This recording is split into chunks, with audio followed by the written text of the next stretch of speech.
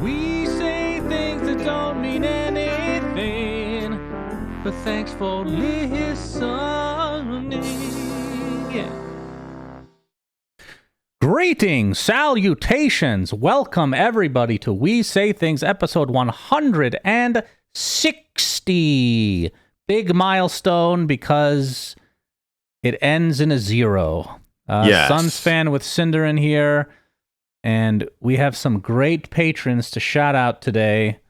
So let's say hello to all our friends, including but not limited to Yatoro Does It Again, Cinderin.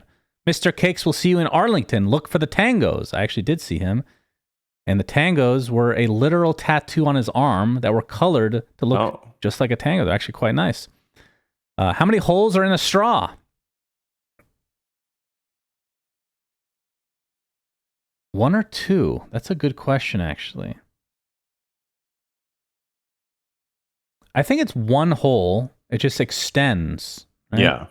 That's what I would say. One. But then again, what if your anus extends to your mouth, Cinderin? Is that one hole? Starting off on a good note this time. All right. A Scorpy. Obi-Wan can blow me. Casual hookups not working for you. Try competitive ranked hookups for a better overall experience. Lol. Where is the publicity for Dragon's Blood? Quote, an ad. What is the meaning of life? Oscar Seeker. Make Drow great again. Roundy 3. Games for falling asleep thinks Dota 2 needs millions of active players for a healthy matchmaker. Marketing to the masses. Valve. P. Disco Farm D. Stooge. I'm looking you dead in the eye and telling you what I want. I want it bad. Hashtag no tall Cinderman. Why are you reading it as no tall again instead of not all? You've done this before already. No tall Cinderman. I expunge my brain every time I read this. That's the worst name that we have. Hakuna Matata laughs because it gets to 48 degrees Celsius here. Commander Donut. Milan Miami. The Megapope. The Man with a Velvet Touch. And What Does It Take to Be Happy and Why Aren't You Doing It? T.I. in New Zealand. And Zan Xavier. Nate Thicko 01 Hamscroat. Bacon.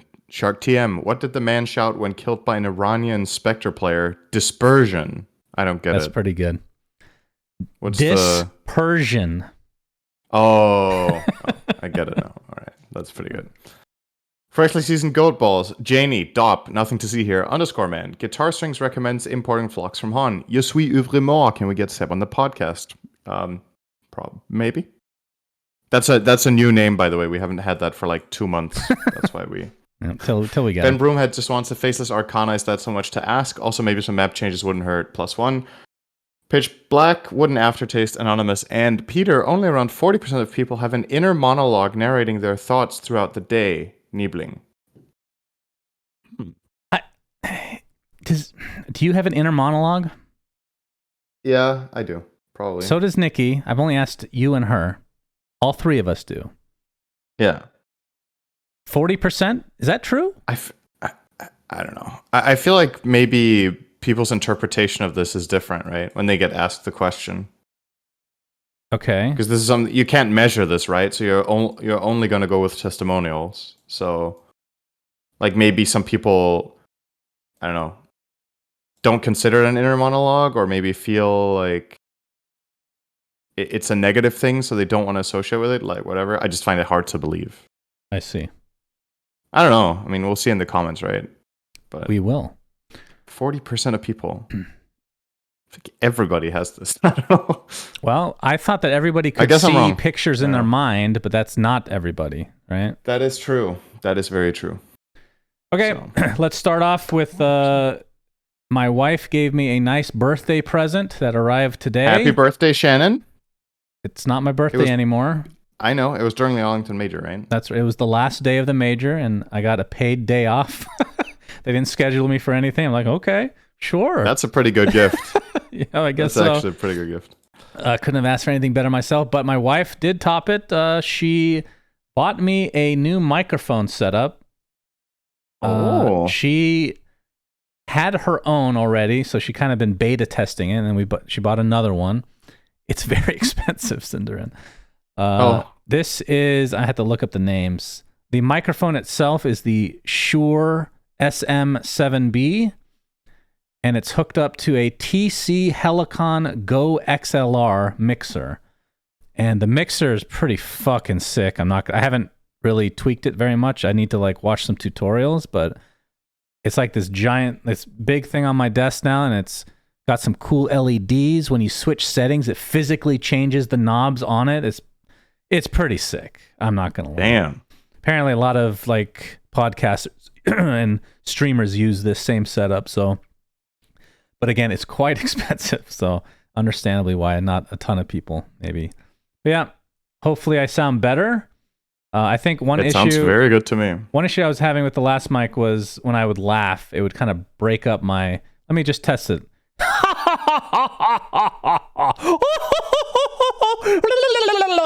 So hopefully that doesn't break up in your ears. Oh, it sounded great, Shannon. So thank you. I'm glad we tested it on the podcast. Yep, I agree. All right, next thing on the list. Won't talk about it too much, but CSGO apparently came out with a new update that includes a map that finally made me install Counter-Strike today just to walk around because I've been begging for it. 2 maps that I've been waiting for. One of them was Season, which it's not... Install CSGO. You had it uninstalled. I literally have not opened it in over 5 years. CSGO? Yes. When do I play CSGO? You've definitely played in the last 5 years. I don't think so. Wow. Okay. Anyway, back to the point. 2 maps I've been waiting for. Season, which came out like a long time ago. It's the most balanced map of all time. This is not the one that came out, but I'm just mentioning that they did come out with it in like the community workshop a long time ago. People didn't like the textures of all things, so it never made it in, which I've always like berated Valve or whoever's involved in actually making these decisions, because that is the most balanced map of all time, period. The second best map, though, my personal second favorite at least, is a map that started out as Mill, CPL Mill. And I remember we used to play that in competitive all the time. And it had some issues because one side, I believe it was B, like you would almost never go because there was just like one big choke point. Like they had a sewer entrance, but it didn't really count. But the other side of the map, everybody loved, right? So they remade the map into Tuscan, which is identical pretty much in A side, and then B is totally redesigned to be awesome. And we played that in Source, and that was an S tier map, and they finally came out with that in CSGO, and I walked around, and it is almost identical. I think the sewer entrance in A is slightly different location, but other than that, it was pretty much exactly the same. I remembered all the spots. I'm actually thinking about just trying... See, that's the thing. If they had 120 tick servers, Cinder, I would play it. Okay, I would play it, but they don't. The fact that you have to pay a third party, aka ESEA, to play on 120 tick servers for matchmaking is fucking stupid. But aside from that, I'm very happy that they finally come out with Tuscan because that map is sick as fuck. So you should, if you play it, you should try it sometime. Okay. I play CSGO sometimes with friends, so I'll tell them to play Tuscan. Yes, play it. If A is basically identical to Mill, I wonder if I'll remember it, because I haven't played that map since 1.6, obviously. But I used to like that map a lot. So for Mill, the A side is 90% identical. The one difference is there's a sewer entrance into site. That's the only difference. So it's just like a literal tunnel into a single door. So it's like that map is god tier. So good job, CSGO. It's the first compliment I've given CSGO in quite a while. Well, you haven't talked about them in 5 years, I'm assuming. So no, that's not true. We've berated them. You, of course, really hate it. Absolutely. Okay, next thing on the list is the PGL Arlington Major, which just concluded.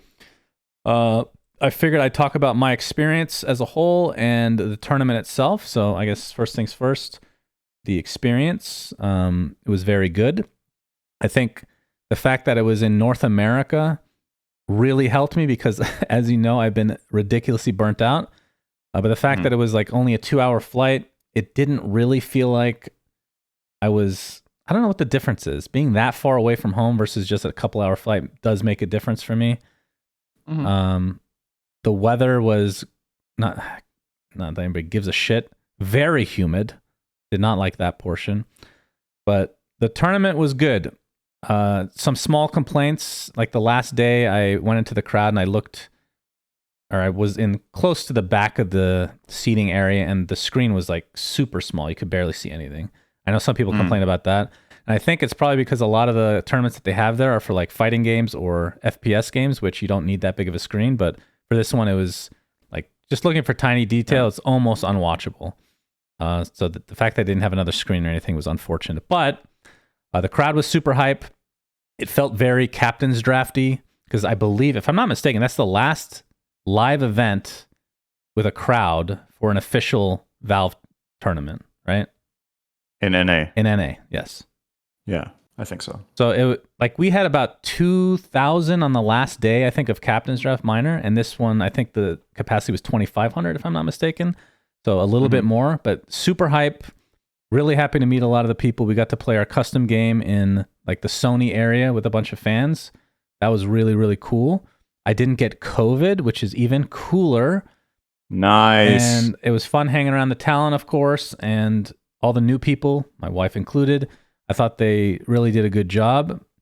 And yeah, it was a very positive experience. Very sad that you weren't able to be there because I had to cast with Jenkins. Yeah, but it was what fun. Can you do? It was still fun. Okay, so for the actual tournament itself, I'm sure you watched a little bit of it. Oh, it's good chunks. Yeah. Okay, I'll bring up the bracket real quick. Well, actually, we didn't talk about any of the tournament, did we? So in terms of the groups, PSG LGD got first place in their group. They lost a singular game, and it was to Sonics, who actually did not make it out of groups. They got last, eliminated from the tournament. Yeah. So I'll bring up the bracket now, but for Group A, PSG LGD, Outsiders, OG, and Fnatic were the top four, so they got upper bracket status with Aster, Entity, Spirit, and Boom on the other side. Then the two lower bracket teams for both sides were RNG and Team Liquid, and EG and Beast Coast. And then the teams that were actually eliminated right off the bat, Talon, Thunder Awaken, Sonics, Na'Vi, and Tundra. So let's start with that. Anything surprise you here? Because we picked teams to do well. I picked Na'Vi as just a random guess, and they got eliminated. Right. So that was unfortunate. Anything else? So I think, if I'm not mistaken, so we had our dark horses and white donkeys, right?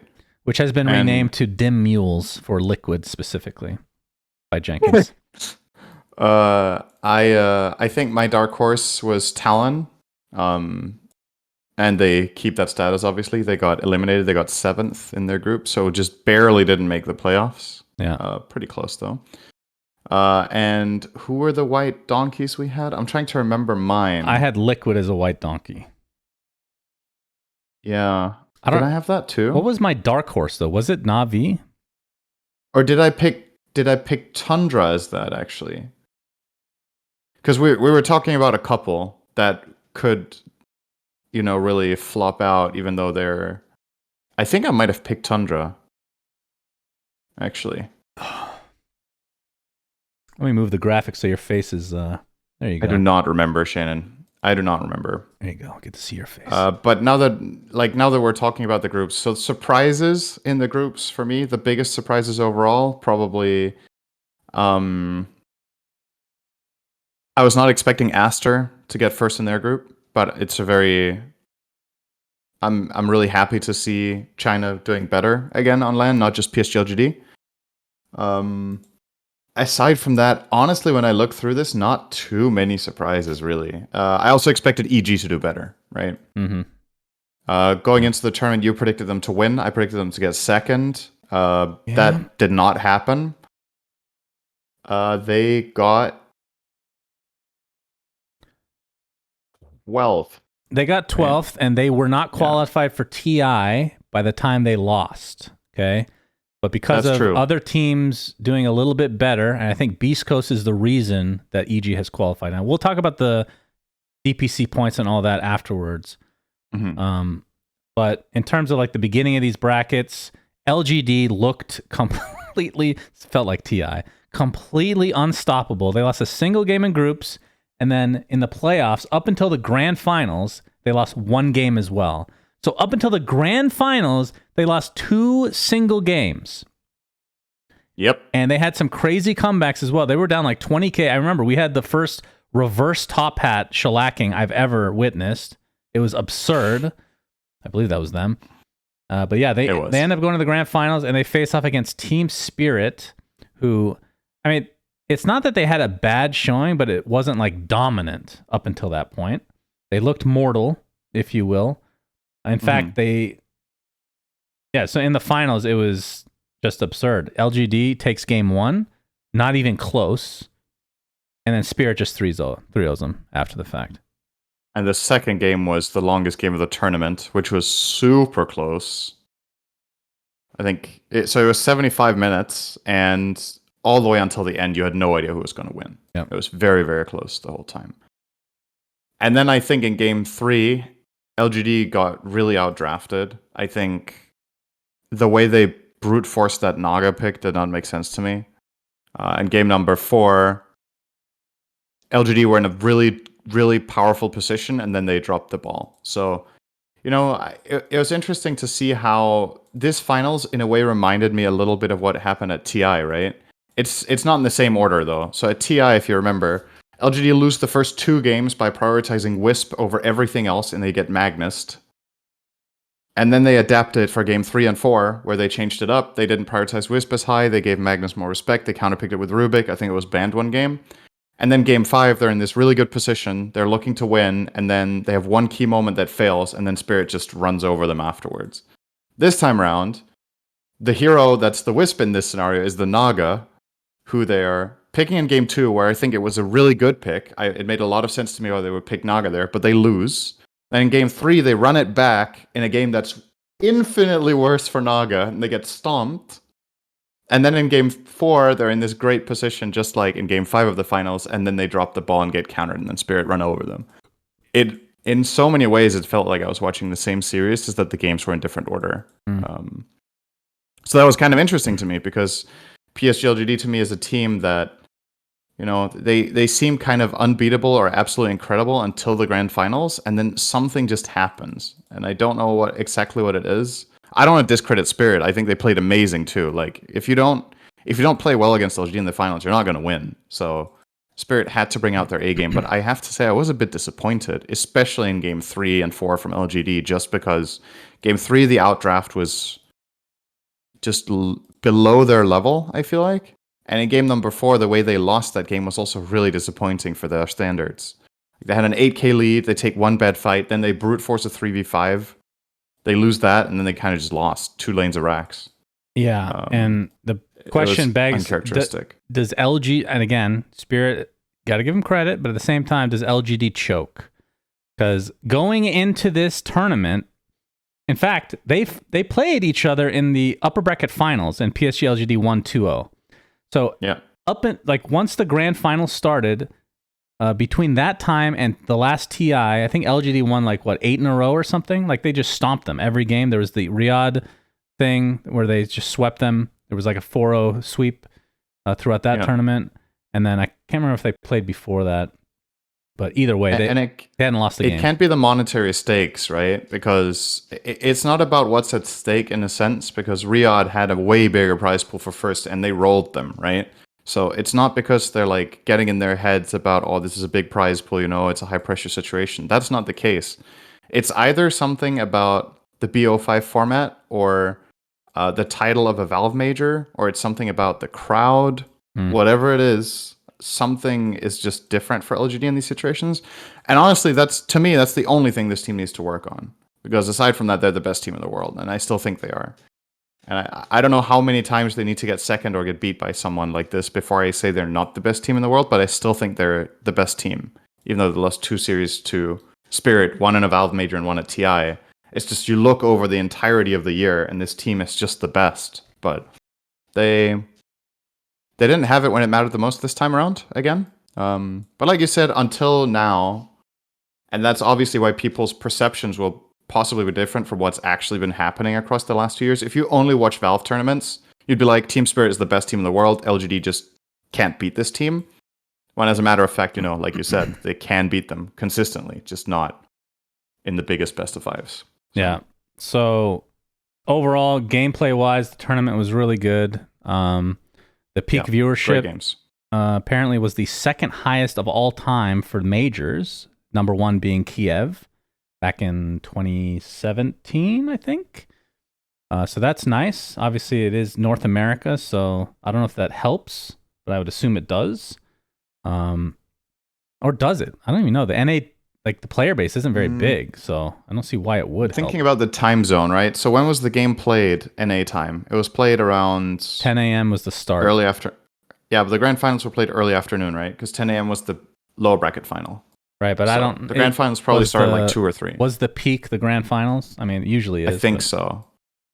So it says here peak viewers was at 10:20 or 22:20, right? And is that CEST, I'm assuming? I think it is. Couldn't tell you. So that would be American afternoon. And that means the viewership from Europe is going to be amazing because it's evening hours. And for SEA, it's probably going to be less good because it's like late in the night, right? But I think a lot of fans will still stay up to watch the finals at like 3 a.m., right? Like people do with the Super Bowl or whatever. So I think it's pretty decent. It's a pretty good time slot.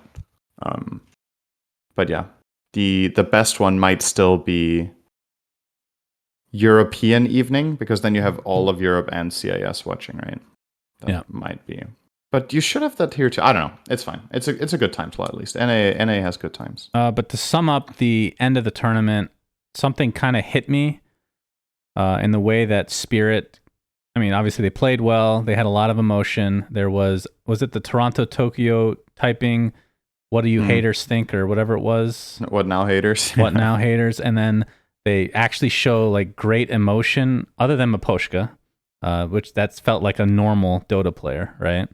Everybody else showed like really big emotion. You saw a selfie on the stage with the crowd behind them. Like, this is the kind of stuff that I've been waiting for the players to look like actual human beings that are like really excited about winning. And this isn't even TI. This is just a major. They'd already qualified for the TI a long time ago, right? So yeah, it's just really cool to see like these younger guys that are.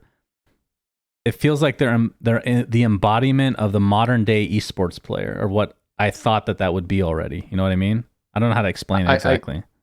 I think it's not a coincidence that all of the young guys are emotional and excited and want to take pictures. And Miposhka has played Dota for too long to have any emotion left. He used it all. That's true. It's the same for me. I'm just like literally a facade. There's nothing behind it. What were you like before you played Dota? That's what I want to know. Oh, I don't know. Probably full of life and energy and optimistic about the future. I see. Something like that. Yeah. Hopeful. Okay. Then you played support, and it all went downhill from there. Imagine, Shannon, the amount of hours I've sunk into Dota. I could have had 3 doctorates or learned 3 instruments. Or and here 3 we are. instruments. Okay. 3 doctorates? You equate that with 3 instruments? That feels a little lopsided. Becoming a master at an instrument is about the same as becoming a master in okay. Mastery is 10,000 hours, right? That's what you usually say. Sure. Mastery of something. I mean, you can play. You said play something. That's a little different. Yeah. Okay. Sure. Okay. Let's talk about the DPC points and the teams that have officially qualified. A lot of this has not changed, of course, but in order from 1 to 12: PSG LGD, OG, Team Spirit, Beast Coast, Aster, Thunder Awaken, Boom, TSM, Tundra. So these are the ones that the next 3 we weren't sure of coming into this event, I believe. Game Gladiators, despite not being at the event, just because other teams weren't able to go very far. EG, like we said, ended up qualifying because of some losses. And then the big story, Fnatic is going to be the 12th team. So that means Outsiders, which we'll get to this drama in just a second, did not make it. And then Team Liquid, which I picked as or we both picked maybe, as the... definitely talked about it. White Donkey, but see, Jenkins made it a dim mule instead, somewhere in between, because they have it's not that they have high expectations and they're not going to do well. They don't have that high expectations on LAN, actually, based on their past results. So it's kind of like an in-between thing. Either way, they really dropped the ball despite making it to the playoffs. They just kind of lost out and will not be directly invited to TI. Obviously can get in through the qualifiers and whatnot. But the big story, Cinderin, is the Outsiders and Fnatic one, because when we cast the tournament, when the tournament was done, like, okay, Outsiders, they're going to be the 12th team. Fnatic are the one, because they didn't win this last match. And they were very obviously sad about it. They had the 3 stand-ins, but I mean, that's another thing we didn't really talk about. The fact that they did so well with 3 TSM members is kind of crazy. But they just didn't quite make it. But then Valve came out with a tweet.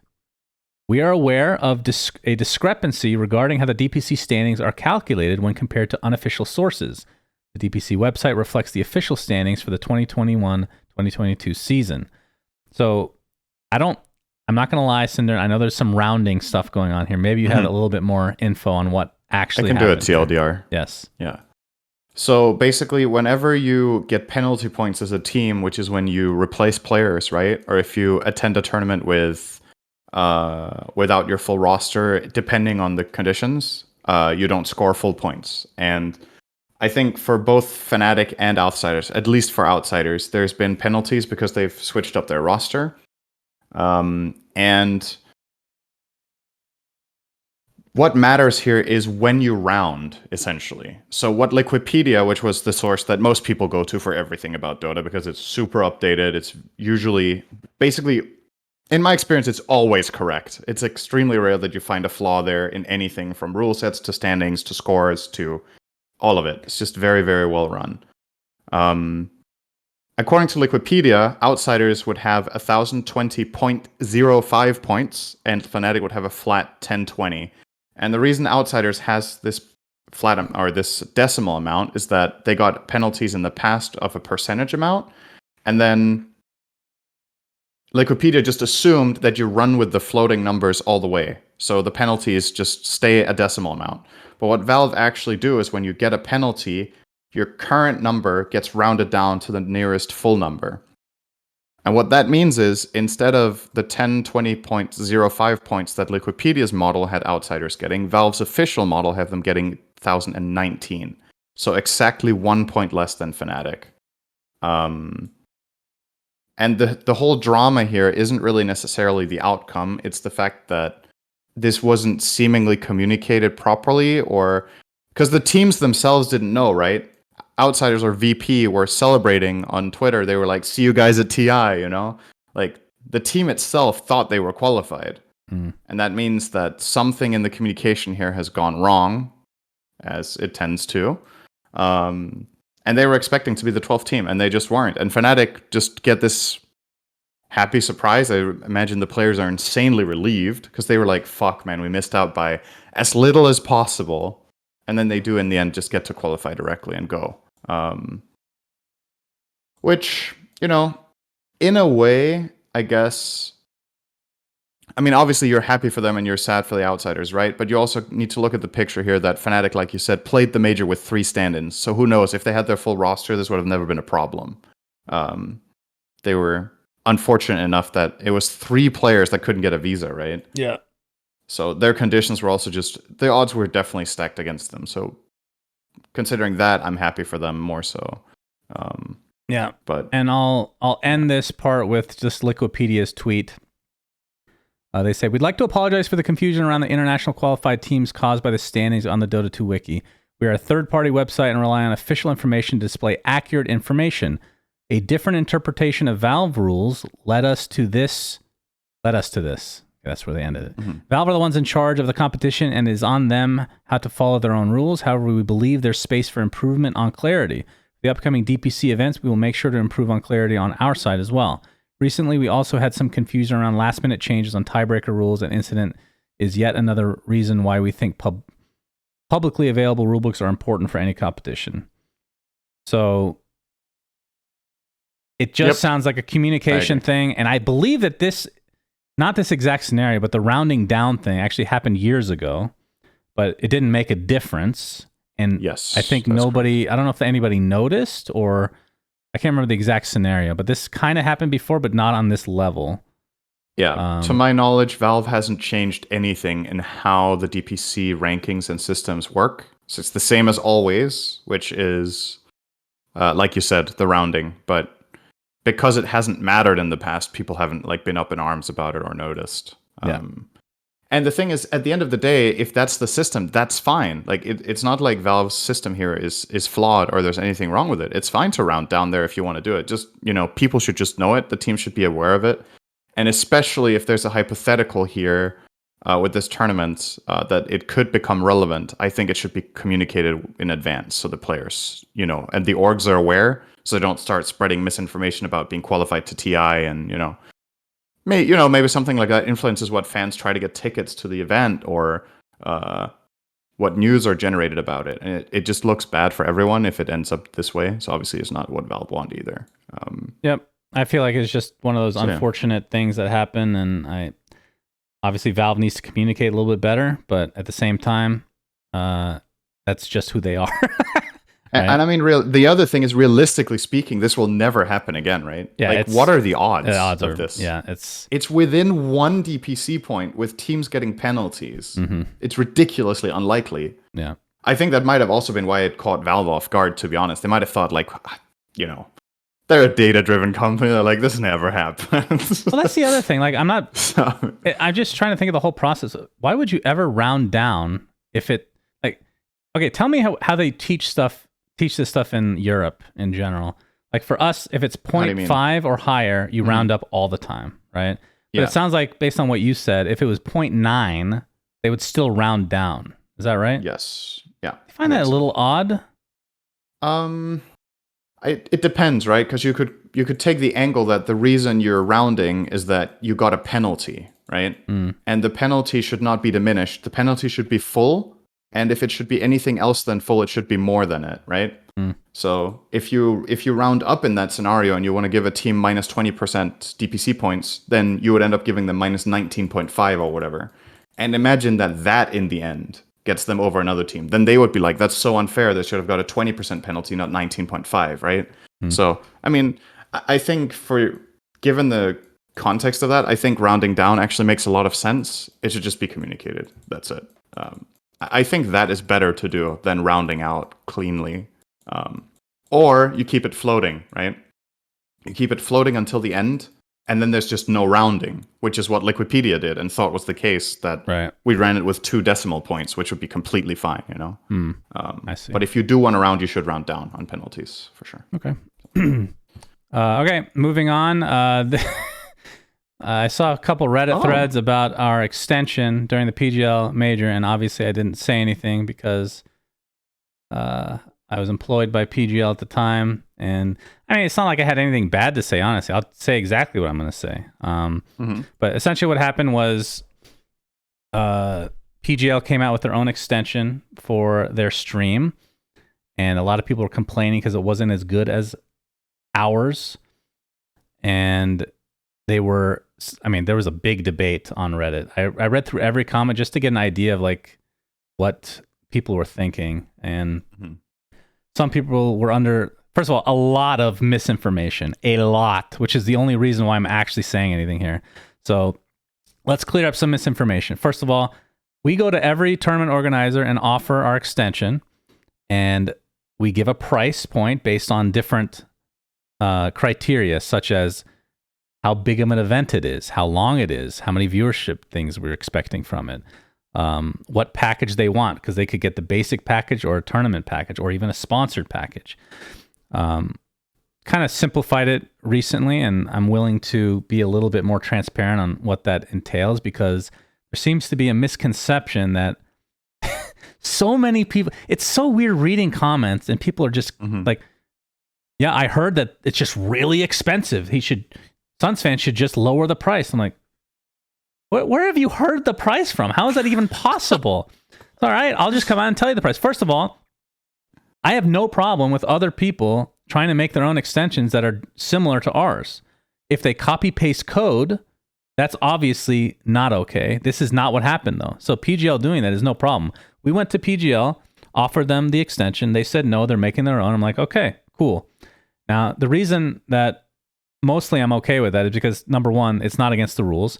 Number two, I have all the faith in the world that Buka is just better than literally any dev on the planet. Like, this guy is the most talented person in general I've ever met, period. He is a fucking god. This is not an exaggeration. We talk about how Valve people are like the most talented people we've ever met. Buka, if he wanted a job at Valve, which he doesn't because he doesn't want to move there, if he applied tomorrow, he would instantly get a job. No questions asked. I would bet my entire house and all my income on it. He's that smart. So I'm not really worried about other people making a quote unquote better extension than us. Then there's other people saying, I'm just going to go off on a fucking rant here, that it's very easy to make the... No, it's not. That's also a misconception. Okay, so how much do we charge for people? So again, it kind of varies, but let's say it's a full DPC season or a tier 1 tournament like the PGL Major. It is around $5,000. That is equivalent to about 3 days of a talent working.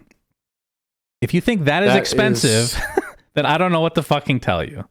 An entire DPC season, this is, again, it's not, I'm taking about the average here. It's like 3 days of work for a talent to get paid that much. That is how much an extension is going to cost, okay? It's not very much at all. So just want to clear that up. That for what that is a very good, that's a very good price point. Yes. Or when I say very good, I meant it's honestly really good value. We're not trying to like bleed people dry. That's not the intent here. We're trying to keep the extension running. And yeah, we would like to make some profits. It's not like we're literally living off of this shit. Like getting a TI contract is the big one. If we can get that every year, we'll be happy. And then that's the main reason we can offer this extension for a low-ish price to other tournaments, because if TI says okay every year, then we're going to be okay. But what else was there? I guess you should say when you compare it to talent rates or whatever, that those vary quite a lot, and that's also true. Varies by tournament and it varies by talent, etc. So don't take that number at face value. It really depends. This is the reason, because we obviously talking about talent rates are not something that other people would want. And I wouldn't want that either because other people aren't comfortable with it. I'm just throwing around a general number where 3 days of work for like a top tier talent will get around this pay, let's say. It doesn't mean it's the exact number or anything like that. What I'm trying to say is that this is generally cheap. And I think the thing that we're trying to build with this extension is we want to keep, because the server costs there's a lot of fucking server costs for this shit. But we want to keep it free for the general community. So if we're able to continue to get contracts for TI and for third-party tournaments, we can keep it free for the whole community. That's the goal, to have that happen. And hopefully I didn't miss anything. But again, a lot of horrible... Like, I can understand people being like like, okay, I don't know if this is true, but this is what fine. Saying something as if it's a fact when you're horribly wrong, like literally the opposite, and they're convinced. That's trending though. And it's not just one person. Like if it was just one person, I would just ignore them. It's like half the comments. How is that expensive? How? Anyway, that's my rant. Yeah. I mean, I will add on to that rant by saying that I feel like that is a thing that is becoming a bigger problem than it used to be, is people spouting things like they're facts when they either don't know or just saying it maliciously, right? I feel like there's just, not just in Dota, there's just so much misinformation and so many people just, for whatever reason, extremely convinced of something without being critical of it, right? Like, whatever that is. I don't think in Dota that it's any better or any worse than in other games or other industries or whatever. It's just such a common thing nowadays for people not to be critical.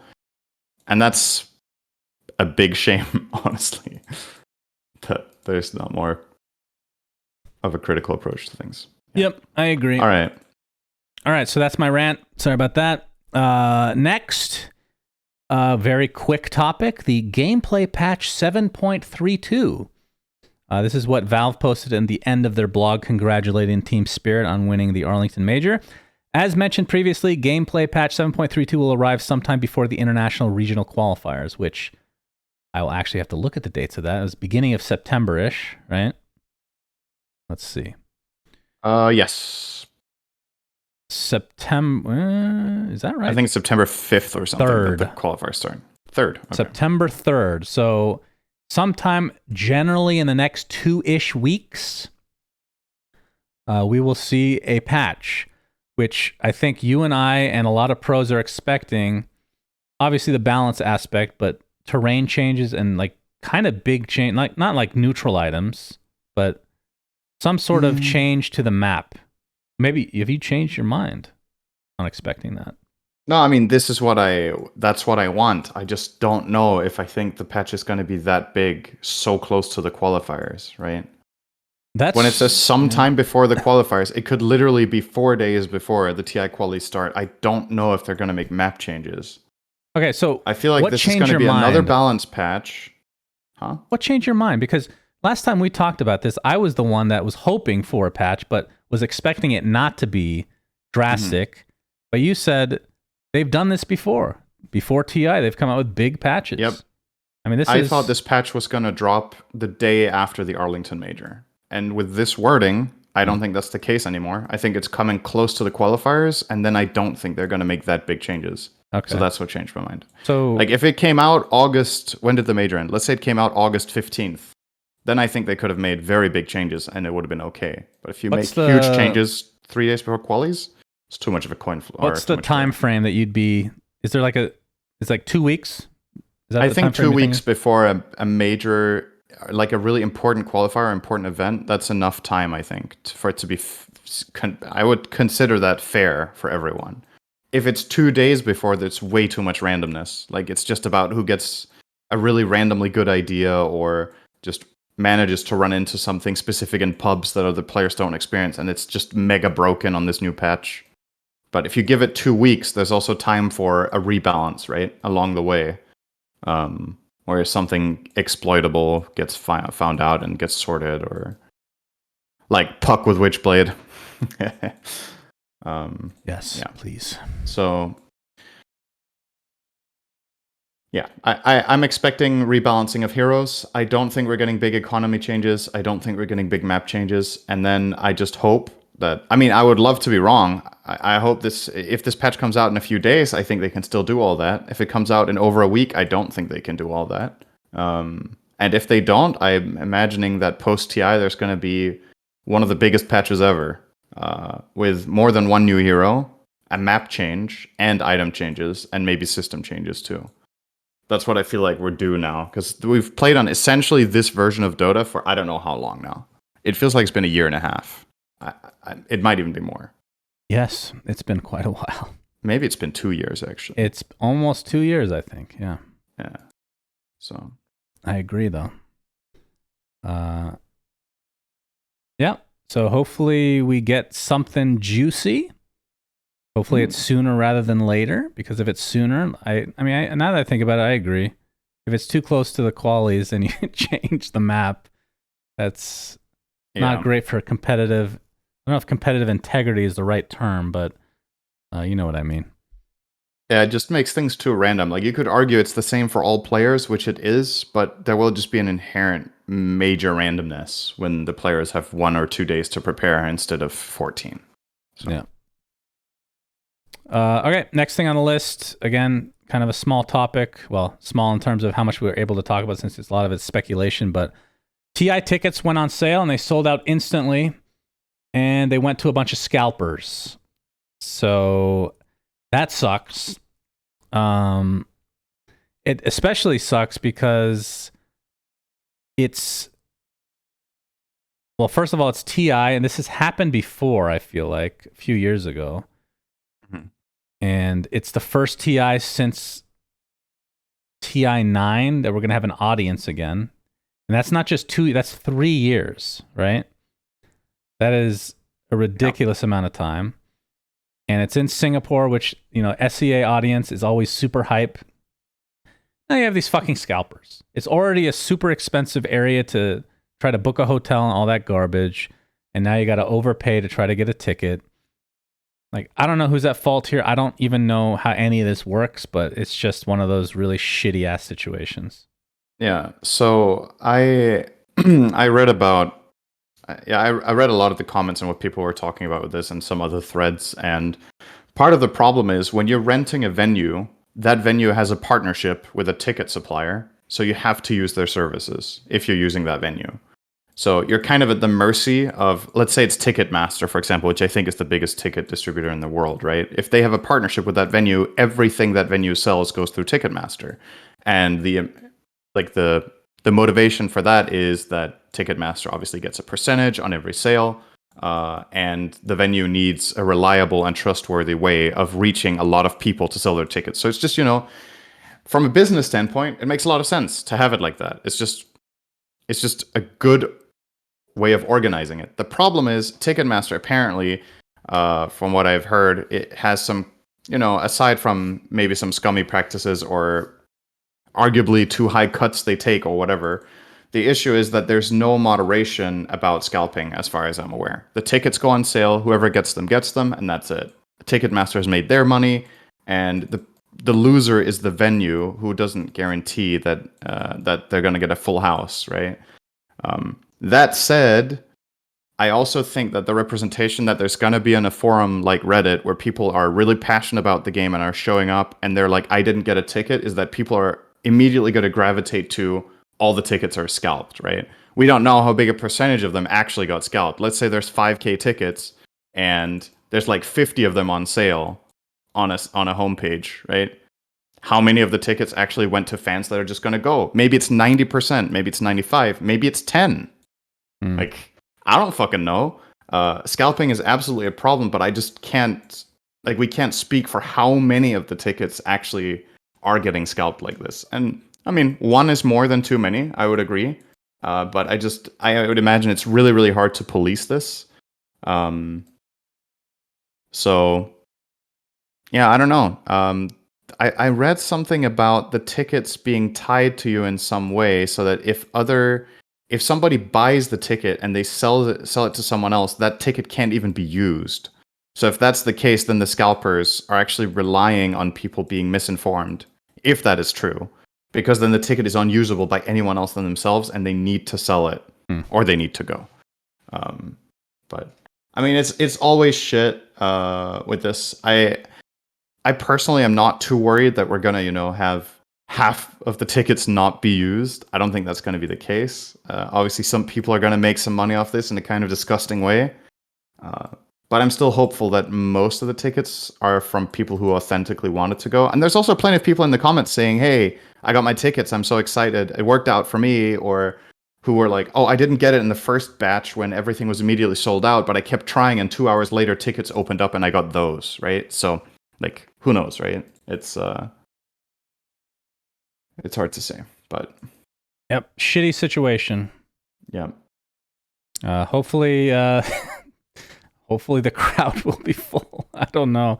What if it ends up just these scalpers can't sell it and just nobody shows up? That would be really...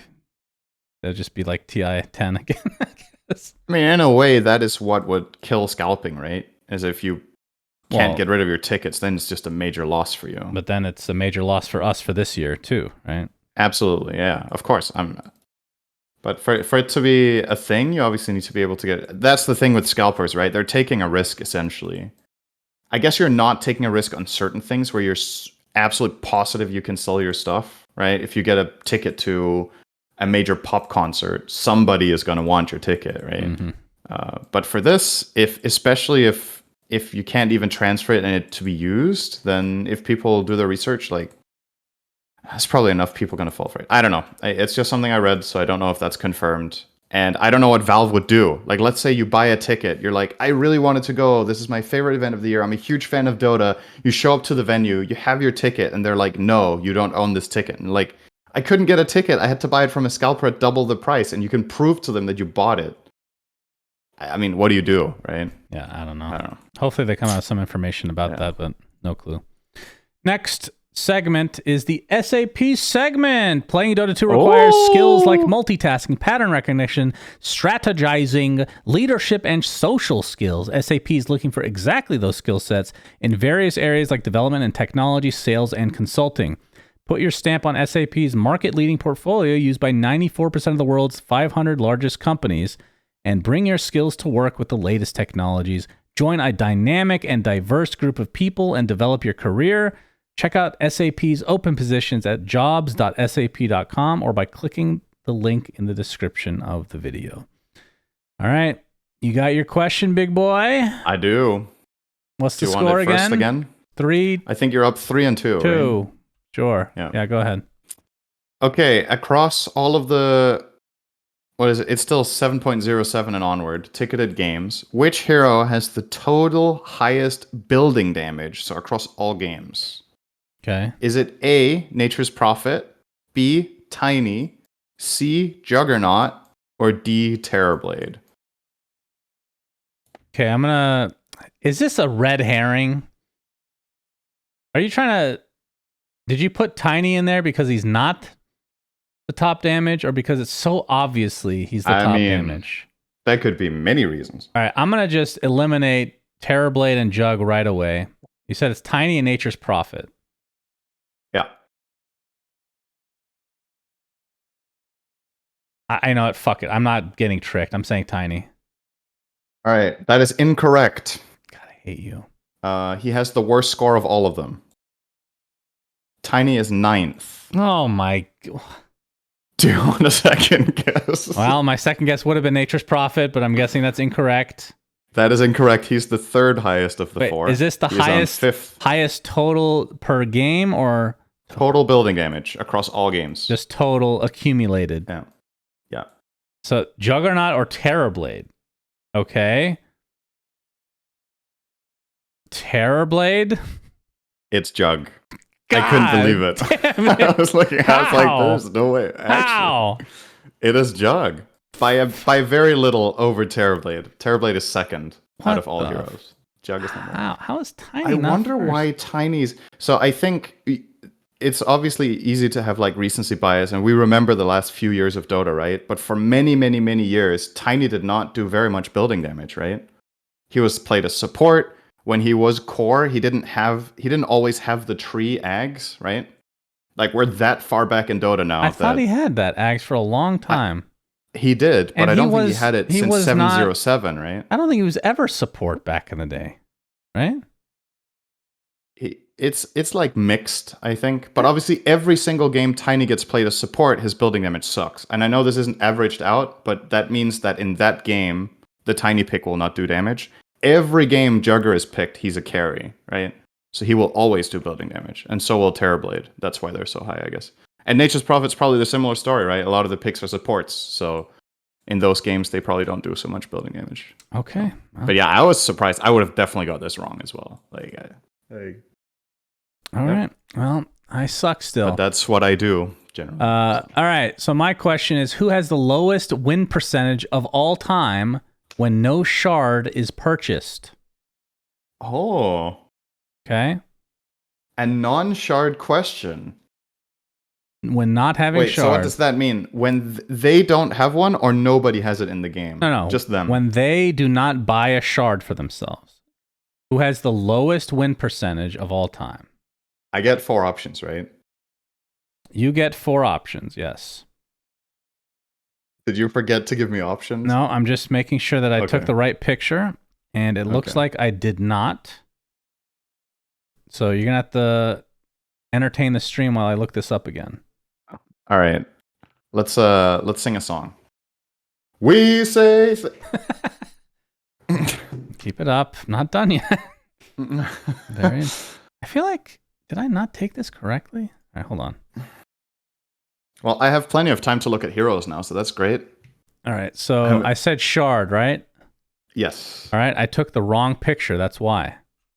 Wait, did I take a picture of the highest winner? No, I have no idea what I took a picture of.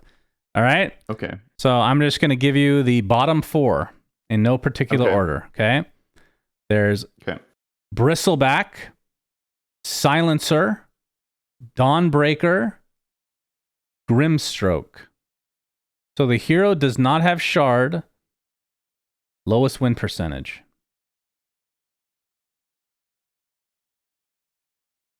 And how long is this again? Since shards came out. So that's part of the question, is whether this includes games before shards existed. I don't know. Okay. That Doesn't influence things a little bit. It might influence a little bit, but that's fine. Okay, I'm gonna assume. Actually, you know what? Whether or not, I'll take the same here. I'll pick Dawnbreaker. Okay, incorrect. God damn it. She was second to last, though. So, in order... That's probably Silencer. Silencer, 45.02% win rate.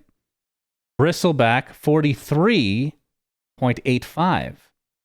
Dawnbreaker, 43.35. And the worst percentage is Grimstroke with 43.1. Yes. Damn. That is pretty bad. It's quite bad, yes. Surprised me, too. Yeah. All right. Let's get to the question from last week for the community. And the question was, which hero has the highest win rate in games over 60 minutes? Correct answer was Slark, apparently, which nobody got correct. Out of 129,000 ticketed games since May of 2012, Slark has a win rate of 61.5% in 265 games. So just give you guys some... It actually makes so much sense when you see the answer. Yeah. This one actually makes sense. It does make sense. It really does. So the hero with the most 60-minute games in general is Rubik with 772. The lowest win rate in 60-minute games is Marcy with 17 games. My answer was Nature's Prophet. Yours was Enigma. Mine was the 52nd rank. Yours was 38th rank. So you win again.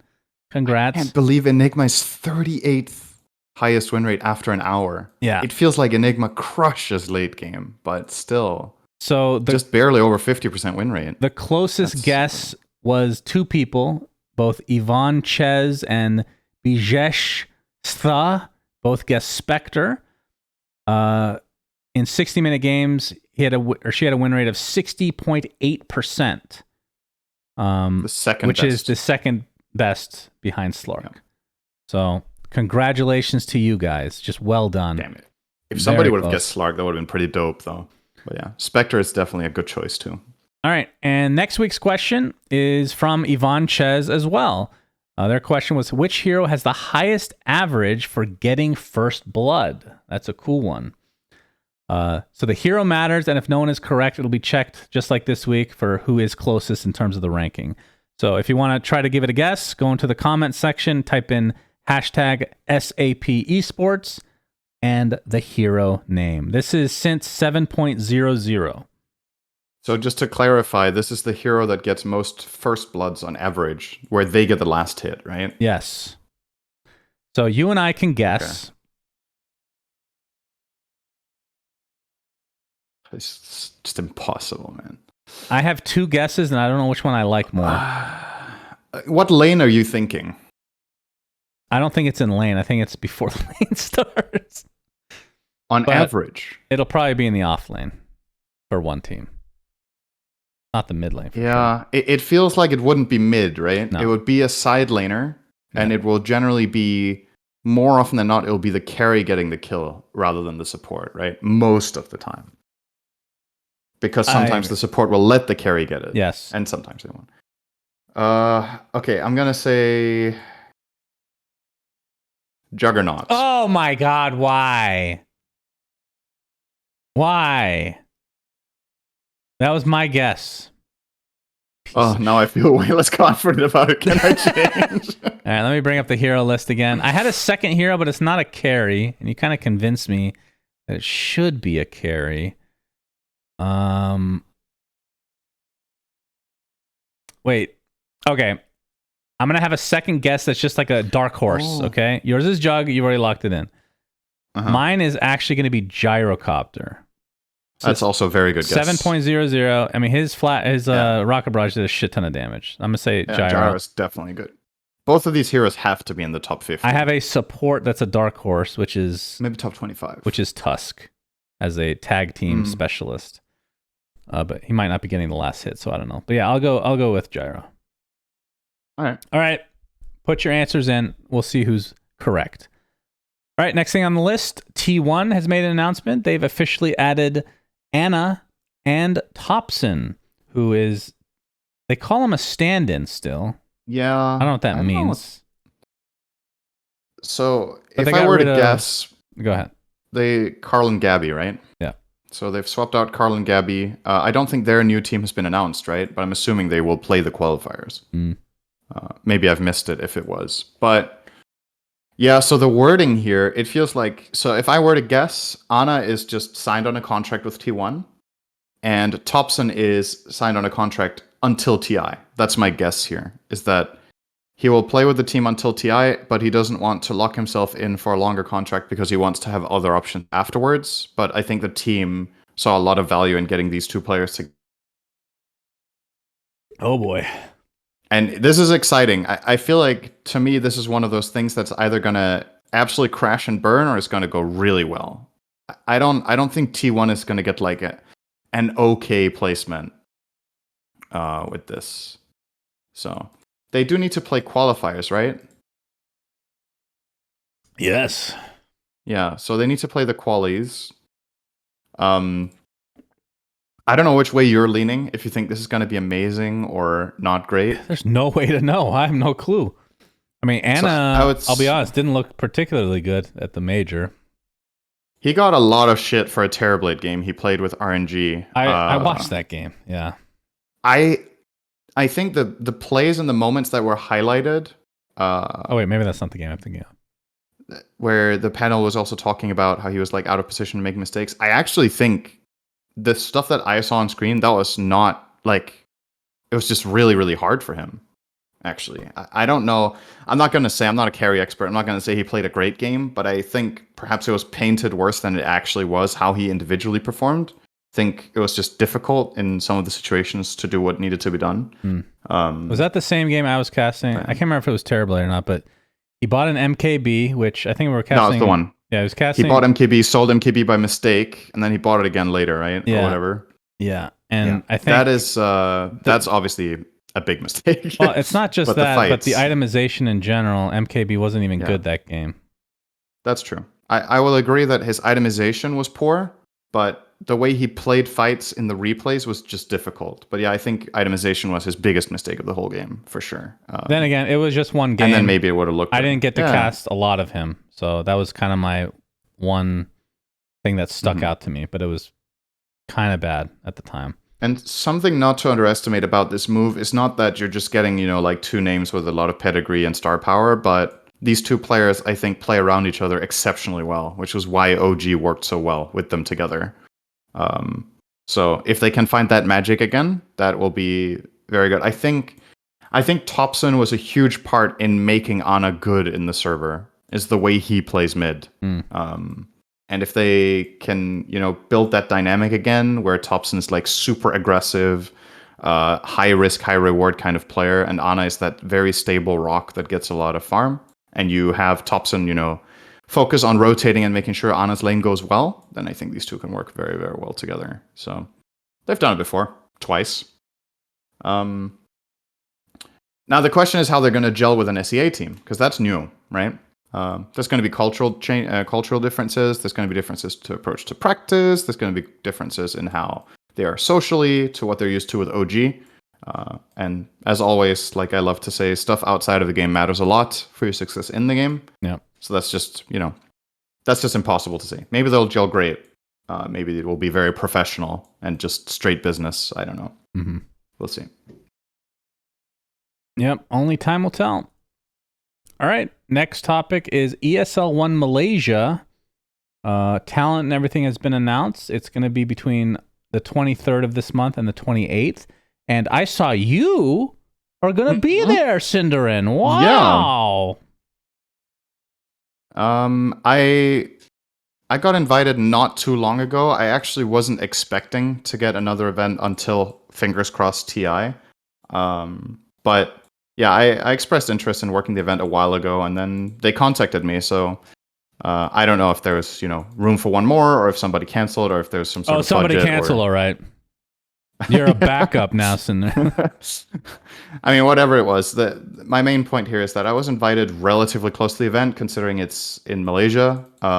So, whatever the reason is, it doesn't matter anyway. It was just a pretty late invite, but I'm happy to go. This is my second event in SEA, actually. The only other one I've been to was the Manila Major. Really? I didn't realize that. That's the only other time I've been in Southeast Asia.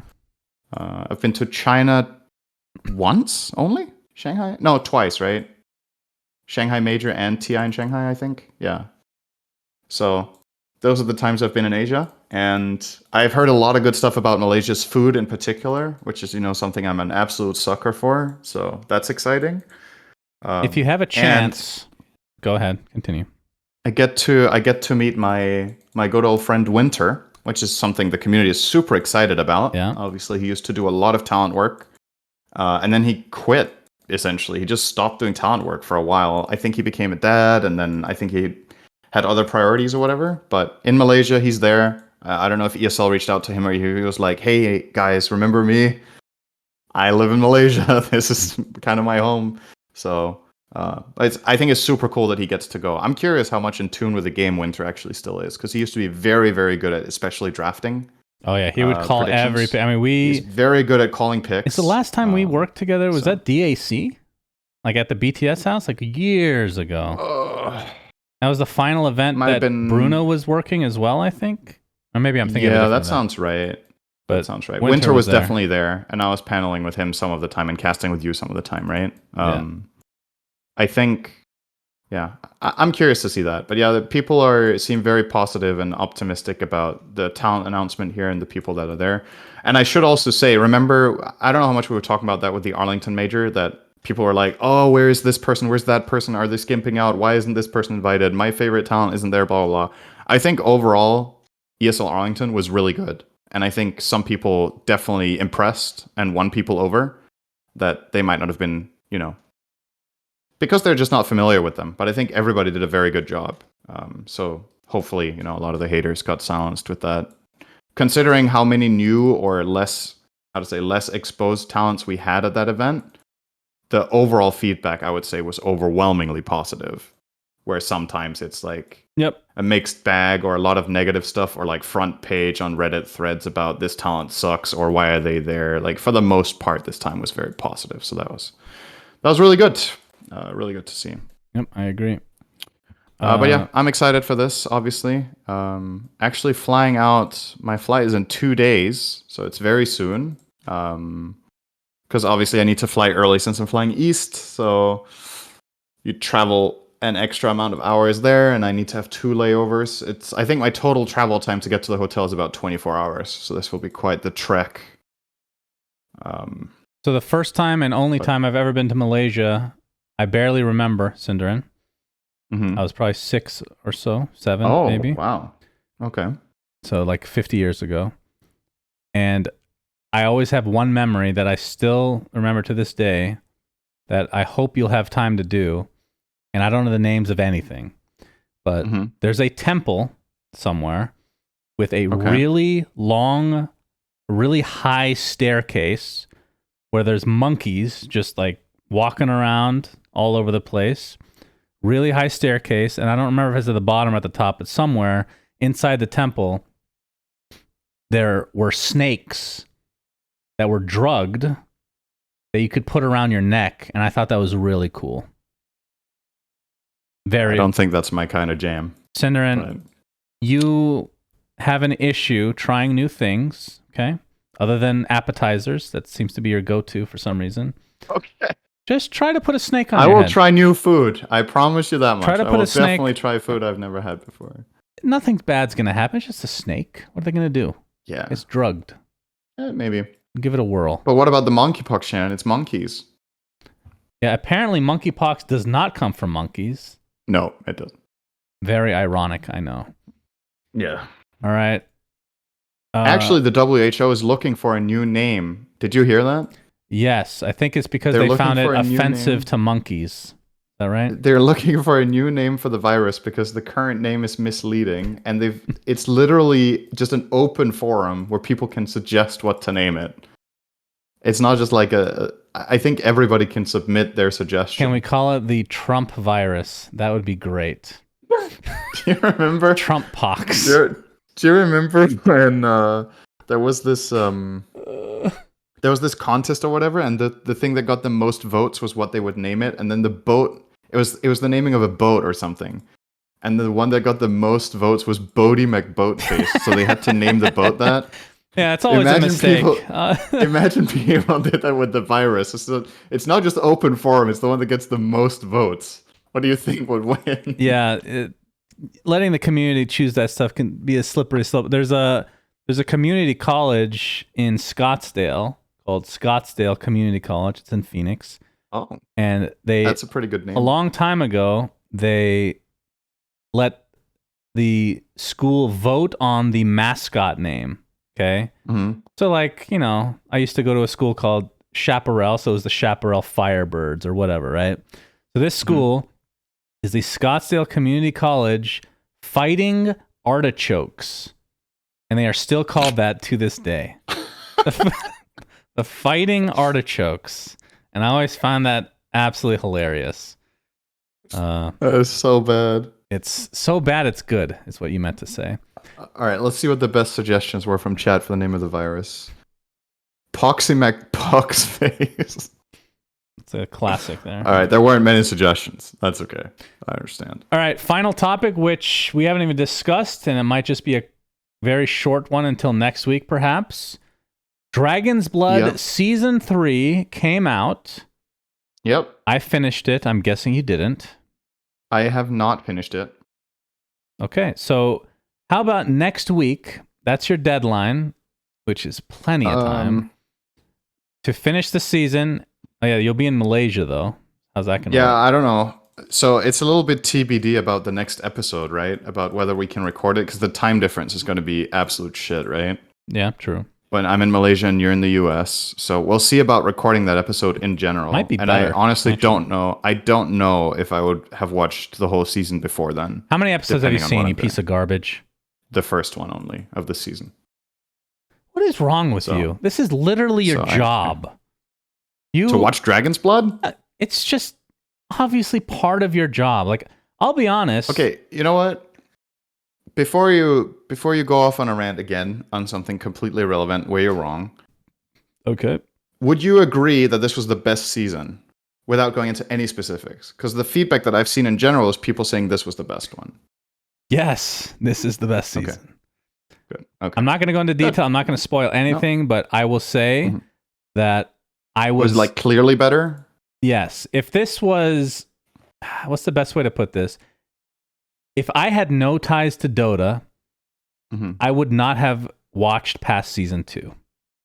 I would literally, I was not excited. I was actually dreading watching season 3 because 2 was such a heaping pile of absolute fucking shit. But damn, and you still gave it a 5 out of 10. Season 3 is pretty good. Yeah, I thought it was. I mean, I have complaints still, of course, but how it takes like a couple hours to finish them all. What do you do all day? I don't understand. You have 2 days. That's plenty of time. Yeah. Maybe I'll watch just finish it, you piece of garbage. We'll review it next week whenever Cinderin can, and I will spoil it for him if he hasn't watched it. That's the deal. That is not a deal. That's the deal. You shook on it. I'll say that. Okay, my deal is in 2 weeks. 2 weeks? You realize in 2 weeks, the battle pass will be out. The patch will be out. That's some copium. Okay, maybe it will. Who gives a shit about Dragon's Blood in 2 weeks? Honestly.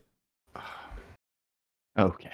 All right, guys, you need to make sure to tweet at Cinderin every day to remind him to what. In fact, you should be tweeting every time you watch an episode to keep our audience up to date on what the hell you're doing with your life right now. Okay? Think you can do that? No.